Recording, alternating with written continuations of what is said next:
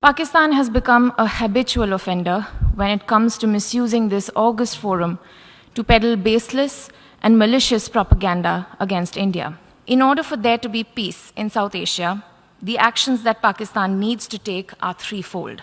First, stop cross-border terrorism and shut down its infrastructure of terrorism immediately. Second, vacate Indian territories under its illegal and forcible occupation.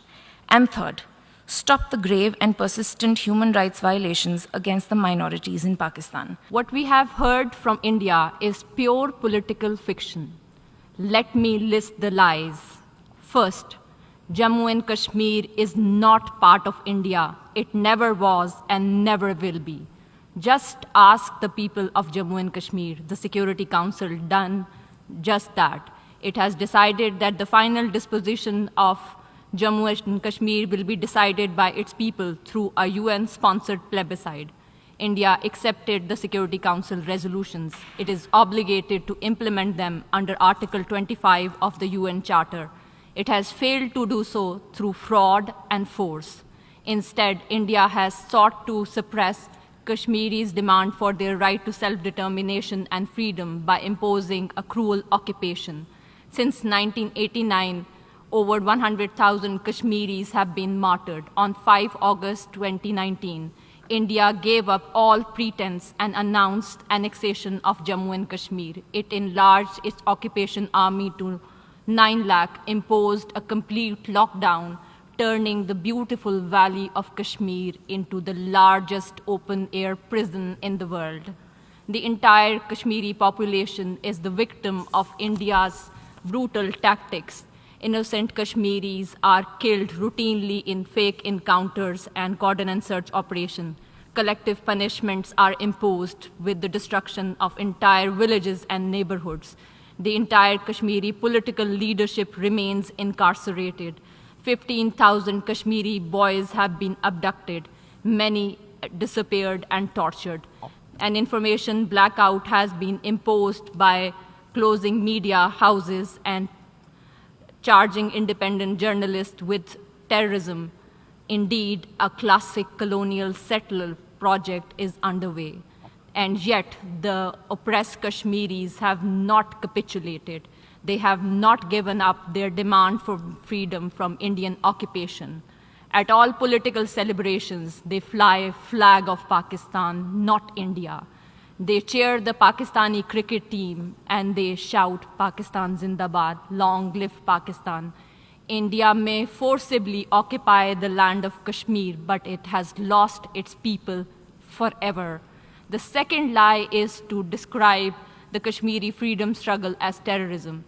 This is a familiar colonial ploy. Under international law, Kashmiri's resistance to foreign occupation is just and legal. It is India's occupation that is illegal. It is India which must be held accountable for its war crimes and human rights violation in the occupied territory. The 2 reports of the UN High Commissioner for Human Rights documented these crimes and violations. Over a dozen special rapporteurs of the Human Rights Councils have called for the investigation of human rights violation in Jammu and Kashmir. India has consistently denied them access to the occupied territory. The third Indian lie is to portray itself as a victim of terrorism. On the contrary, India is a serial sponsor of terrorism. It has perpetrated terrorism against each one of its immediate neighbors. Now, India's terrorist franchise has gone global. Pakistan has solid evidence of Indian sponsorship of Tehreek-e-Taliban Pakistan, which has carried out repeated terrorist attacks against Pakistani civilian and military targets. The BLA, Baloch insurgent, is also financed and operated by India. The captured Indian spy and naval commander Kulbhushan Yadav has fully enumerated India's terrorist activities in his confession. India must be held accountable for its terrorist activities. Mr. President, if a government is capable of brutally persecuting its own people, one can imagine what it is capable of doing to the people of other nations. The BJP-RSS government, which has ruled India since 2014 is guilty of imposing a reign of terror not only against the people of Jammu and Kashmir, but also against its own 200 million Muslims, 2 million Christians, and millions of Dalits and other low-caste Hindus.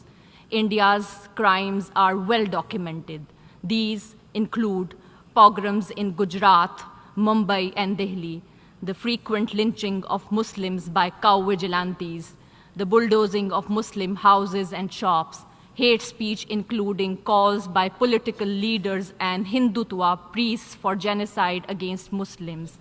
In orgy of Islamophobia, Muslims are forcibly converted or disenfranchised, bans imposed on hijab, love jihad laws adopted, and hundreds of mosques, including the Babri Mosque, have been destroyed in the campaign to obliterate Muslim and their cultural heritage, the very legacy of India.